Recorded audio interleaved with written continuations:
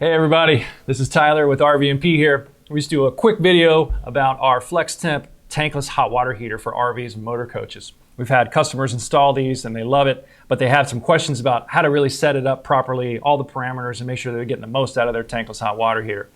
First, I want to remind everyone this is tankless. There is no tank here, and so the burners will not ignite in this until we've reached a minimum flow rate of water of about 0.7 to 0.8 gallons per minute. So make sure that you do have adequate flow rate of water, or else this is not going to ignite the burners. Some customers may install the unit, they'll barely open the hot water faucet and they're only getting cold water, and it's because they didn't get enough flow rate coming through to ignite the burners, which is really just a safety issue. So this baby is made to run full bore to give you a hot shower and hot dishwashing and hand washing and everything you need, but a slight trickle is really not what this is made for. So check your flow rate, make sure that you're well over 0.7 or 0.8. We'd like to see you at 1.5 to 3 gallons per minute, which is pretty standard for most of your water pumps and freshwater tanks and RVs.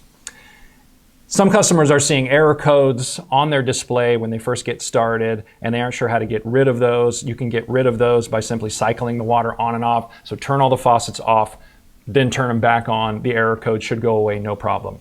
Some customers are seeing an E5 error code. You will see E5 on your display.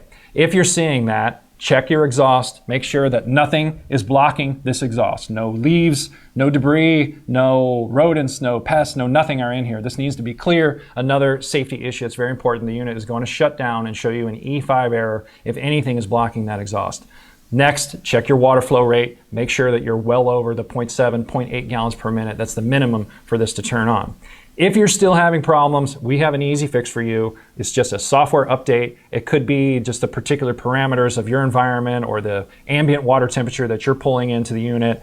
It's 2 easy fixes. We have instructions for you step by step on how to do this right from the controller, right inside your motor coach. So please go to www.rvmp.co, go to the hot water heater, scroll to the bottom, you'll see the install manual and the software instructions as well.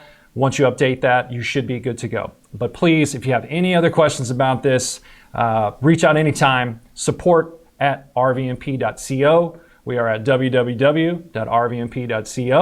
Happy camping, everybody. We're going to see you out there.